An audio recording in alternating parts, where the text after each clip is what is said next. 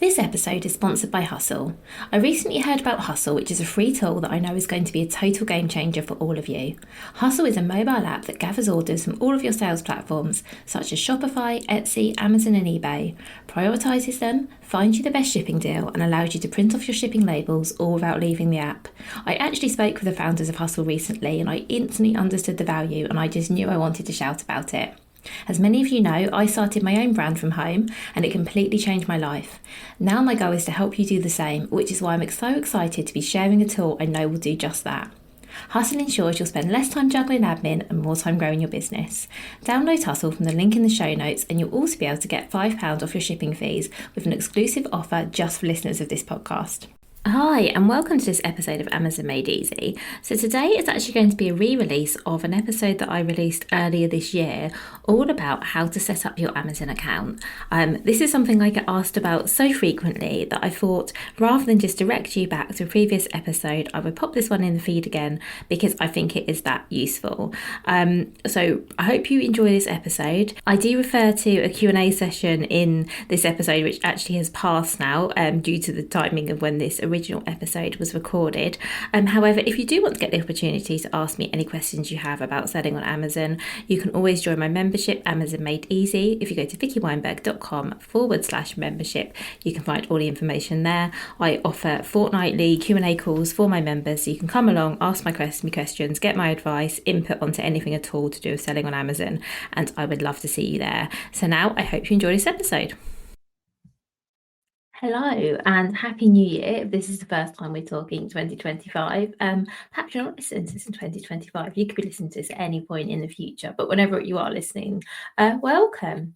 So in today's episode, I just want to give you a quick run through of what you need to do and have to get started selling on Amazon. I am going to mention right at the outset that I have a selling on Amazon checklist, which is completely free. You can download it from my website that goes through all of the points that I mention here. So don't feel like you need to take any notes or write anything down. At the end of the episode, you can just go and get that checklist and I'll make sure it's linked in the show notes. I will also say that a lot of what I'll speak about in this episode, I will have covered in depth in previous episodes. So I try and keep these episodes brief. I'm not going to go into everything in tons of detail because, as I say, if there's something in particular you want to find out more about, you can go to the episode that specifically covers that topic. So I hope that helps. So this will be more of a run through of what you need to do so you can hear it from me. You can get yourself a checklist and you can get going. So the first thing I will mention before we talk about what's even covered on the checklist is a little bit before that, which is thinking about, is Amazon the right place for your products before you go ahead and get your product set up? I know you would have heard me say this, that I think Amazon's a great marketplace. I do, but I don't necessarily think it is the best marketplace for everyone. And I want you to think carefully about whether it's right for you and your product and your brand before you go and get started. So lots of businesses do really well on Amazon, but there might be a reason that your product would sell better somewhere else. So for example, if you sell a handmade product, you may find that they do better on Etsy. And don't get me wrong, there are handmade sellers that do well on Amazon as well. But that's just one example off the top of my head. I have loads of podcast episodes and blog posts on how to research this. So do go and take a look at those. But if you've decided that Amazon is the right place for your product and you're ready to go ahead, this is what we need to do. So the very first step is to decide on your Amazon selling plan. So I've done an episode that talks all about this, but also I'll cover this really briefly. So you can have a professional Amazon selling account, which is £25 a month plus VAT. So it's £30 a month in total in the UK.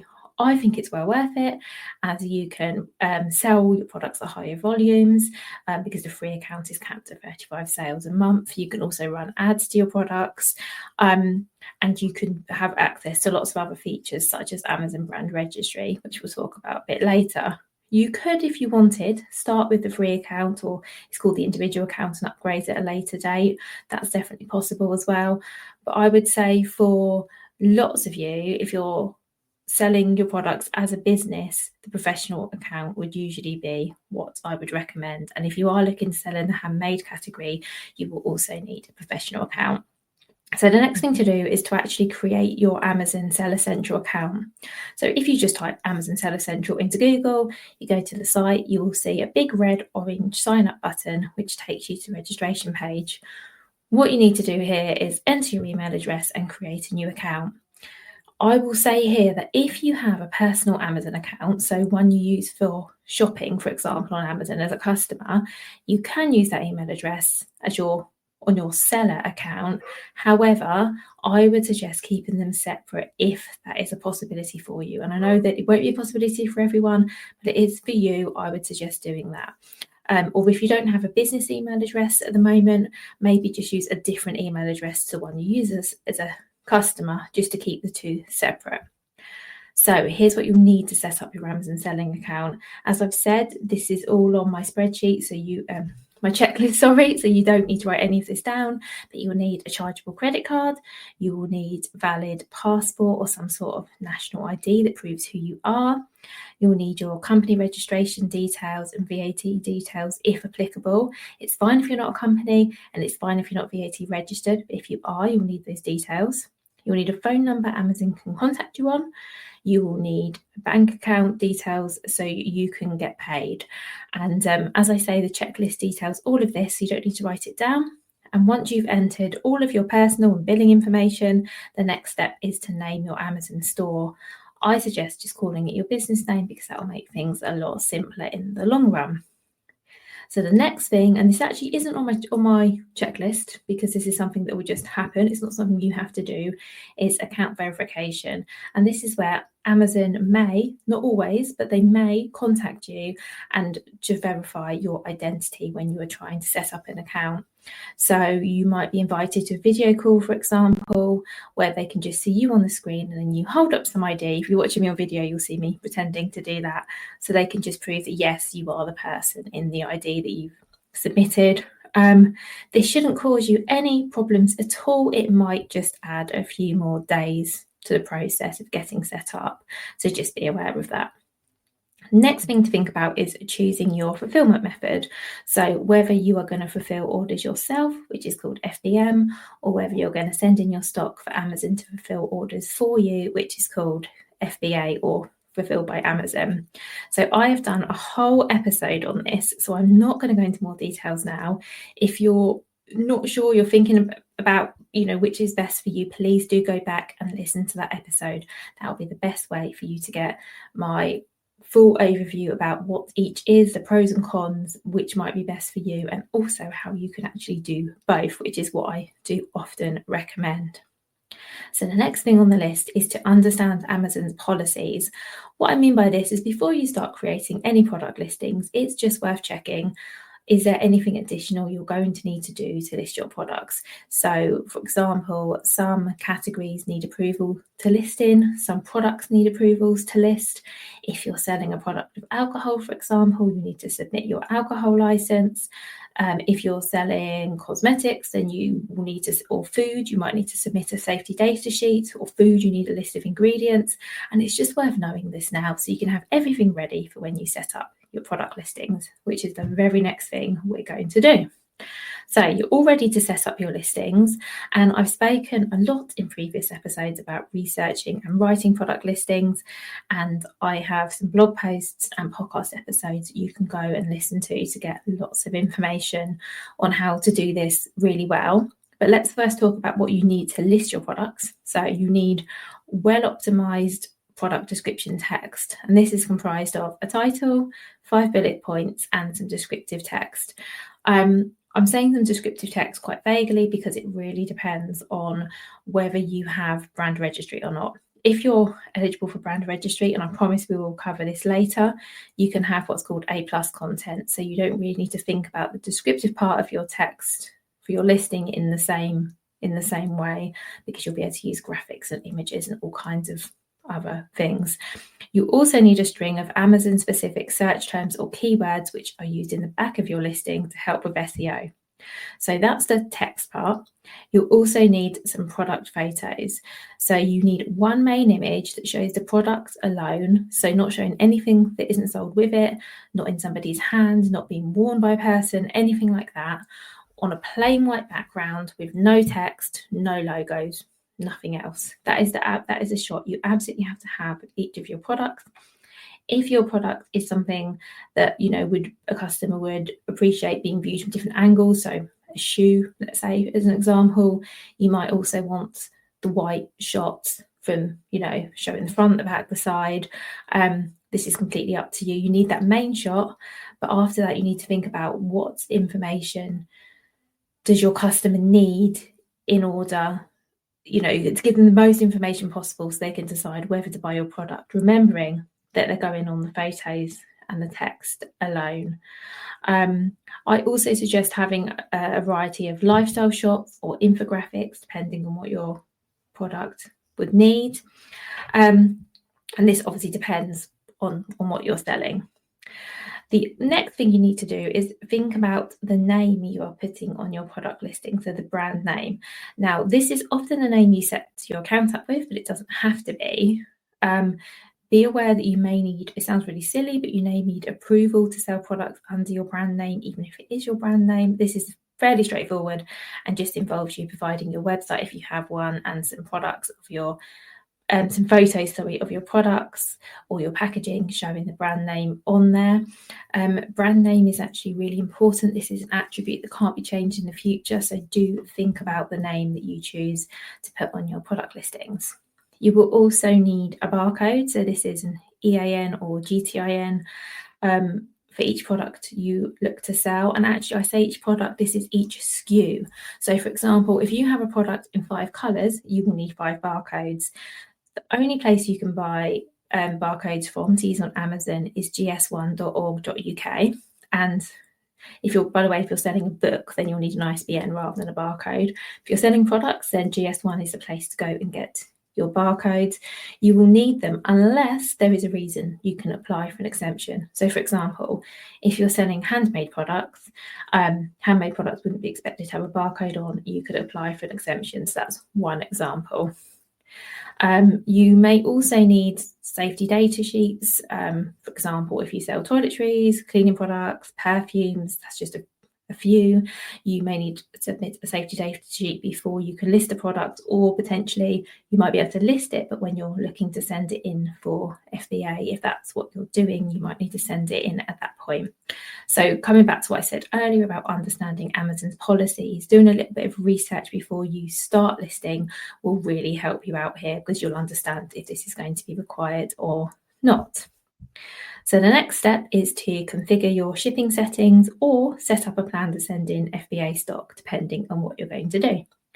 So if you're using FBMs when you're fulfilling your own orders, you need to set up your shipping settings. So Amazon needs to know which shipping methods you'll be using, where you'll ship to, so which countries, which regions, and how, and by providing that to Amazon, tripped over my words there, Amazon will then be able to calculate when orders should arrive with customers. So you will see that when you go onto an Amazon products page, it will often give you the estimated delivery date.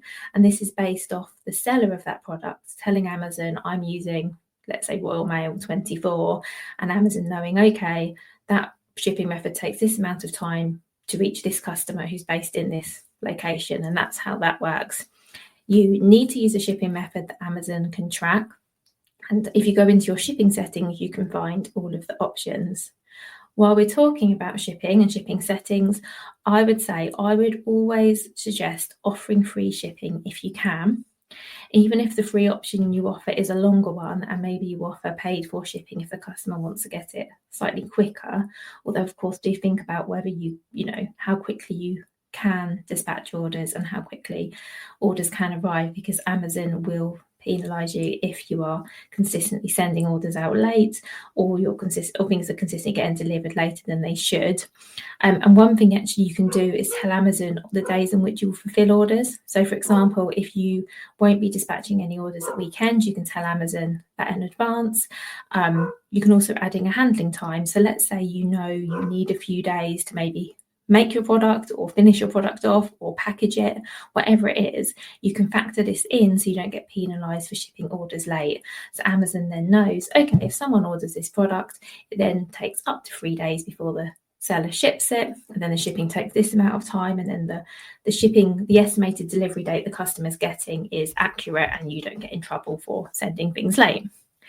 If you plan on using FBA, so Fulfilled by Amazon, you'll need to set up a shipping plan to let Amazon know where the stock's arriving from, how many products you're sending, the sizes for each item, and the sizes and weights for the boxes you'll be sending your products in.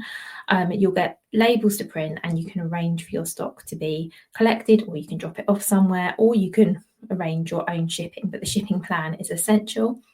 Again, I know I keep saying this, I've done an episode just about this topic, so do go and listen to that if that's something that you need help with. So the next thing I'm going to speak about is entirely optional, but I think it's worth doing, and that is applying for Amazon's brand registry. Again, you're going to be sick of me saying this, there is an episode all about brand registry, but brand registry is basically something you can sign up for as long as you have a existing or pending trademark in the country in which you wish to enroll, and it basically is a free service which gives you access to other features on Amazon that are only available to brand registered sellers. So for example, you can set up A-class content, you can have an Amazon storefront, you can have more advertising options, and you get better protection for your brand on Amazon. So it's definitely something worth thinking about if you have a trademark. And I think, as I've also mentioned in the episode about this, if you don't have a trademark, it could be worth getting, and you're looking to sell on Amazon, it could be worth getting one just for this, because applying for a trademark isn't super expensive, but it will really benefit your business on Amazon. So if you're looking to make a real go on Amazon, it might be worth considering. And this is where I say about the brand name on your products being really important. The brand name on your products will have to match the name that you register your brand with as a trademark or word mark, and the name in brand registry, because if this doesn't match, you end up with issues further along the line. And then the final thing that you need to do, so you've done all this hard work and getting set up on Amazon, you then need to drive traffic to your listing. And I cannot say this enough, you cannot get set up and then sit back and wait for the sales to roll in, because that doesn't happen. I think there was a time it did, it doesn't anymore. As your listing will be brand new, it won't be easy to find, and you'll have to do something to drive traffic to it, or potentially it won't get found at all, and all of your hard work might have been for nothing. And don't get me wrong, there are exceptions for this. There will be people who tell you I didn't do anything and people found my listing and bought my product, in which case those people are incredibly lucky. And I would also add, they would get more people finding their listing and buying their product if they did something to drive traffic there. So you have a couple of options. If you can afford to spend a little bit of money, and that could be like £3 to £5 a day, it doesn't need to be a lot, you can use Amazon sponsored products advertising, which is pay-per-click advertising. I think it's really good, and that could definitely be a good option for you to get some sales from using Amazon. You can also drive external ads to Amazon, so Facebook ads, any sort of meta ads, anything you like, but externally. And then there are also the free things. So you can use your email list, you can use social media, you can tell your friends and family. There's lots you can do via word of mouth to get the news out that your product is on Amazon. And it's just a case of doing everything you can, really. And I should also add in here, and again, this is completely optional, but I think it's worth thinking about, is that before you start running any ads on Amazon, doing anything paid to get traffic, it's really good if you can get some product reviews. So there are lots of ways to do this. You can use Amazon Vine, or you can use, again, your contacts, your email list, everything I've just mentioned. You can be sick of me saying this, but there is an episode about Amazon product reviews specifically, which is definitely worth listening to. And it does take a little bit of work to get those initial sales and the initial reviews, but I promise it is worth it. It's definitely one of these things where the more you put in, the more you get out. If you would like to go into all of everything I've mentioned in much more detail, I do have a masterclass. So that's available via my website, and I basically talk through everything that I've talked through here, but in a lot more detail. I have some slides and some visuals for you as well, which also might be really helpful. So you can go to my website and get that, and that's linked in the show notes. If you missed my Q&A session last week that I did for people who downloaded the masterclass up until the beginning of January, then I'm going to be doing a Q&A session on my podcast in 2 weeks' time. So that will be, I am looking up my calendar, the episode out on the 28th of January is an Ask Me Anything episode. So if you've listened to this, or you've downloaded my masterclass and you've still got some questions, or if you haven't done any of those things and you've got some questions related to selling on Amazon, please do send them to me, vicky@vickyweinberg.com, or send them over on Instagram, whatever you prefer. But get your questions over to me and I can answer them for you in that episode. So as always, I really hope this was useful. I hope you have a great week. If you have any feedback, let me know. If there's anything else you'd like me to talk about here, let me know. The purpose of these mini episodes, although I appreciate this one's a bit long for a mini, is to give you as much information as possible so you can start selling successfully on Amazon. And as always, I am here to help. So thank you so much. Have a wonderful rest of your day, week, month, year, and speak to you very soon. Hi, this is just a little note to say if you've enjoyed this episode, or indeed any of the episodes, and you would like to, I don't know, buy me a coffee or something, you can actually now leave tips. So there's a link to how to do this in the show note. Of course, do not feel obliged to do this. This is a free podcast. This will always be a free podcast. But as I say, if you want to buy me a coffee, you can do that via the link in the show notes.